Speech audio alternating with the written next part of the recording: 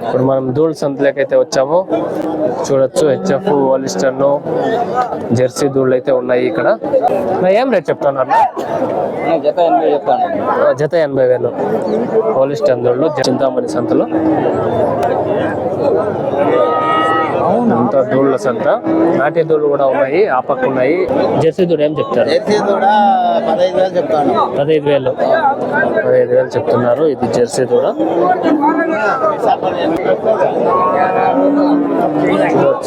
ఇది హెచ్ఎఫ్, అది 32, అది 32,000 అయితే చెప్తున్నారు.